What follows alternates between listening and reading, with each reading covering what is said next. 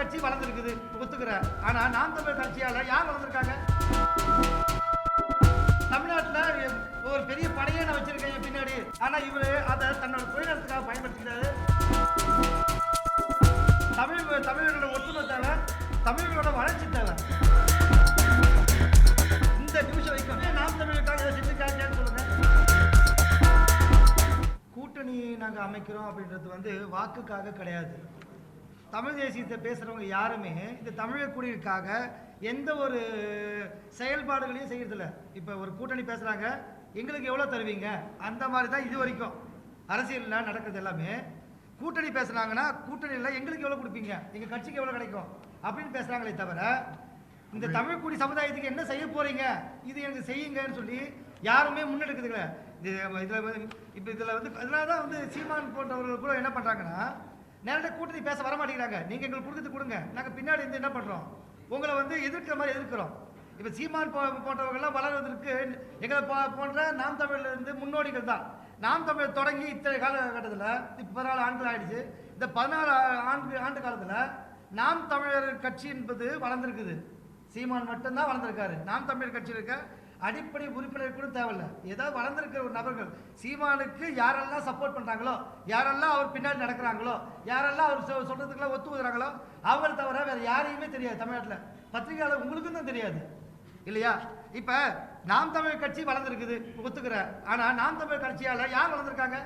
சீமான் மட்டும்தான் வளர்ந்துருக்காரு. அவருக்கு யார் ஜால்ரா போகிறாங்களோ அவங்க மட்டும் தான் வளர்ந்துருக்காங்க. நாம் தமிழர் கட்சியை தமிழ் குடி வளர்ந்துருக்கா? தமிழ்நாட்டில் ஒரு பெரிய படையே நான் வச்சிருக்கேன் பின்னாடி, நான் மிகப்பெரிய நான் நினச்சேன்னா அவ்வளோ பெரிய கலவரம் பண்ணுவேன் அப்படிலாம் சொல்கிறாங்க சீமானு. ஆனால் தமிழ் பிரச்சனைக்காக ஏதாவது ஒரு விஷயத்தை குரல் கொடுத்துருக்காரா? சும்மா அறிக்கையிடுவார், அவ்வளோதான்.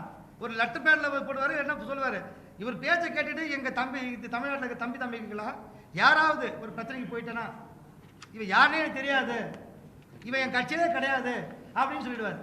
அப்படிதான் பண்ணுறாரு இந்த நிமிஷம் வரைக்கும். உண்மையான தமிழ் பற்று உள்ளவங்க, தமிழ்நாட்டில் இருக்கிறவங்க மேலே அந்த பற்று உள்ளவங்க கொதிச்ச வேணுமா இல்லையா? அப்போ அந்த பிள்ளைகளுக்காக நம்ம என்ன பண்ணணும், குரல் கொடுக்கணும் இல்லையா? இதை உருவாக்கியவர்கள் இப்போ இருக்காங்களா? இல்லை. உருவாக்கியவர்கள் வேணும் இல்லை? சீமான் போன்றவர்கள் என்ன பண்ணுறாங்கன்னா இந்த தமிழ் மக்களை, தமிழ் இன சகோதரிகளை முட்டாளாக்கி அவர் மூலமாக பலனடைகிறாரு. அவ்வளோதான். இப்போ சமீப காலமாக இப்போ விடுங்க, ஒரு 2 ஆண்டு காலமாக சீமான் தமிழ் தேசத்தை என்ன பேசியிருக்காரு? ஒன்றும் பேசலை. தன்னோட சுய பெருமையை பற்றி தான் பேசிட்டு இருக்காரு. நான் அதை பண்ணுவேன், இதை பண்ணுவேன், அதை தானே பேசிட்டு இருக்காரு. கற்பனைவாதம் இதுதான் பேசிட்டு இருக்காரு. கண்டிப்பாக பி டீம் தான். ஏன் சொல்ல வரேன்னா மத்திய அரசு மாநில அரசு இதை எதிர்த்து யாராலையும் ஆட்சி பண்ண முடியாது. யாராலையும் மத்திய அரசையும் மாநில அரசையும் எதிர்த்து நடக்க முடியுமா? மத்திய அரசுக்கும் மாநில அரசுக்கும் இணக்கமான ஒரு நட்பு வச்சுட்டு தான் இவர் என்ன பண்றாரு, இவர் ஆட்சி பண்றாரு. பொது வழிகளில் மேடைகளில் நான் திட்டுவேன். நீங்க சொல்லி அவர் தன்னை கட்டமைக்கிறதுக்காகவும் தன்னை பாதுகாக்கிறதுக்காகவும் எல்லாரையும் அண்ணன் தம்பி தங்கச்சி அப்படின்னு சொல்லி என்ன பண்றாரு, நல்ல வார்த்தையை பயன்படுத்துறாரு. ஆனால் உண்மையாக அவர் சொல் வழிப்படி நடக்கிறாரா? இல்லையே. அவர் சொல் வழிப்படி நடந்திருந்தால் உண்மையான தமிழ் தேசியம் இந்த 14 ஆண்டுகளில் வளர்ந்து. அதான் உண்மை. நான் சார் நான் மாவட்ட பொறுப்பில் இருந்தேன் சார். திருவண்ணாமலை மாவட்ட பொறுப்பில் இருந்தேன். நான் மாவட்ட ஒருங்கிணைப்பாளர் இருந்தேன். இதில் என்னன்னா நான் இப்போ 2018 தான் வெளியே வந்தேன். இவரோட செயல்பாடு முதல்லேருந்தே எங்களுக்கு இவர் நல்ல ஒரு பேச்சாளர் இருந்தார். இவர் 2009 இந்த கட்சிக்காக முன்னெடுக்கிறதுக்கு முன்னாடி வரைக்கும் நாங்கள் 2000 இந்த தமிழ் தேசியத்தை பேசிட்டு சுற்றிட்டு இருக்கவங்க. அதுக்கப்புறமேட்டு இவர் 2009 கட்சியை உள்ளே வர ஆரம்பிக்கும் போது நாங்கள் என்ன பண்ணோம், நாங்கள்லாம் இவருக்கு சப்போர்ட் பண்ணோம். ஏன்னா இவருக்கு ஒரு மீடியா ஃபோக்கஸ் இருந்துச்சு. மீடியா ஃபோக்கஸ் இருந்தாலும் இவருக்காக சப்போர்ட் பண்ணோம். இவருக்கு நாங்கள் மறைமுகமான எல்லா வேலையும் செஞ்சோம். இந்த கட்சி வளர்றதுக்கு லட்சக்கணக்கான தொண்டர்கள் இல்லை, நானும் ஒருத்தர். எங்களுக்கு தலைமையெல்லாம் தேவையில்லை, தமிழ் தேசியம் தான் தேவை. தமிழர்களோட ஒற்றுமை தேவை, தமிழர்களோட வளர்ச்சி தேவை. ஆனால் இவர் அதை தன்னோட சுயநலத்துக்காக பயன்படுத்திக்கிறாரு. இந்த நிமிஷம் வரைக்கும் நாம் தமிழருக்கு ஏதாவது ஒரு தொண்டனை இவர் உண்மையாகவே நாம் தமிழுக்காக எதை செஞ்சிருக்காரு கேட்க சொல்லுங்க. ஒருத்தருக்கும் செய்யல, செய்யவும் மாட்டார். இவர் நேரடியாக வாரிசு அரசியல் எதிர்க்கிறாருல்ல. ஆனால் இப்போ என்ன பண்ணிட்டு இருக்காரு, அந்த கட்சியே தன்னோட வாரிசு கட்சியாக பார்த்துட்டாருல. தன்னோட மகனையோ தன்னோட மனைவியோ அந்த கட்சிக்குள்ள கொண்டு வருவாரு. அடுத்த கட்டத்துக்கு என்ன பண்ணுவாரு? இவருக்கு அடுத்த தலைமையில் இவங்க தான் இருப்பாங்க. ஐயா அவர் சீமான் வந்து ஆமா இன்னைக்கு வந்து சுகபோக வாழ்க்கையை நோக்கி சீமான் அவர்கள் சுயமா செஞ்சுக்கிறது என்ன பண்ணியிருக்காரு? 2009 அவர் கட்சி தொடங்கும் போது அவரோட சொத்து மதிப்பு என்ன? இப்ப அவரோட சொத்து மதிப்பு என்ன? பல கோடி ரூபாய் சொத்து மதிப்பு சேர்த்து வச்சிருக்காரு இல்லையா?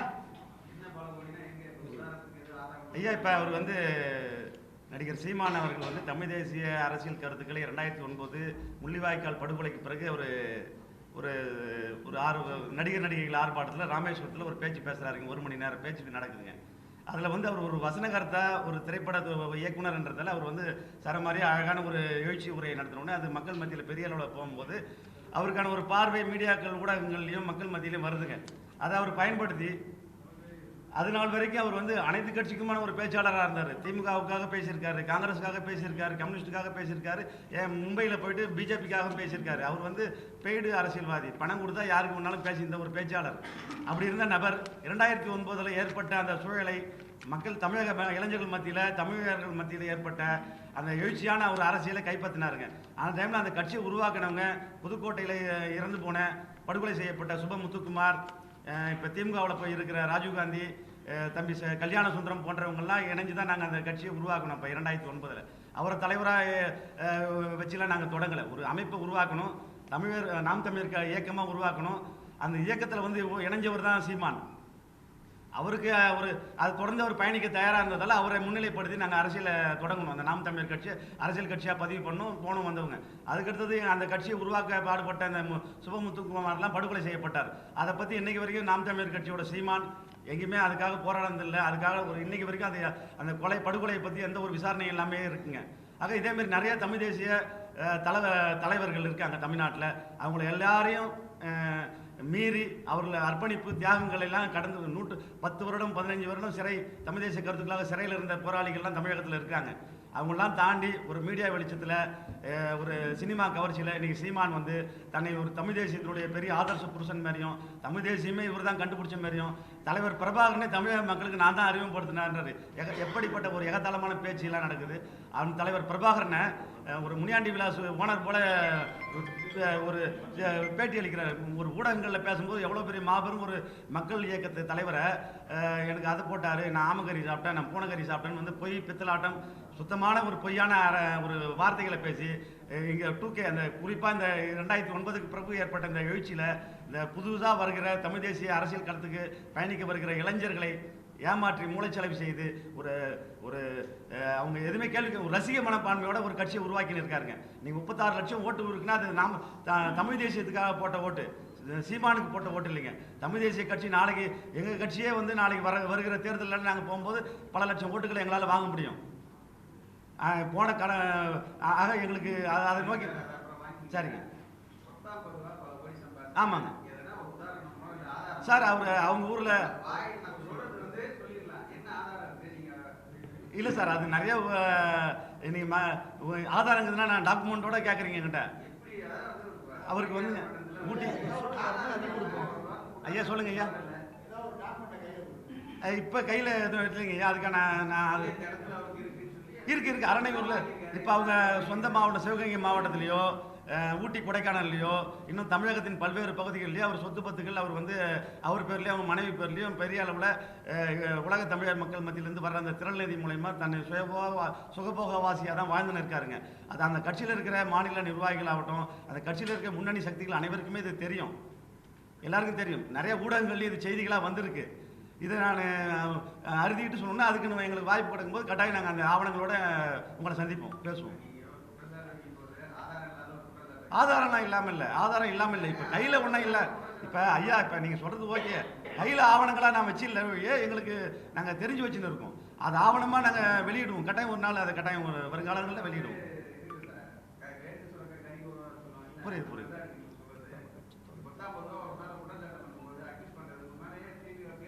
தாராளமாக போட சொல்லுங்க. இல்லை ஆதாரத்தை நாங்கள் காட்டுறோம். கேஸ் போடட்டும், நாங்கள் நீதிமன்றத்தில் போய் ஆதாரத்தை காட்டுறோம். அவர் மேலே நாங்கள் அவதூறாக சொல்கிறீங்க இல்லையா, சொத்து சேர்த்துட்டாரு அதை பண்ணுறாருன்னு. கட்டாயம் உண்மை, அதை நாங்கள் நிரூபிக்கிறோம். உலகம் முழுக்க இருந்து வருதுங்க, உலகம் முழுக்க இருந்து வருது. குறிப்பாக ஈழத்தமிழர்கள்ட்ட இருந்து வருது.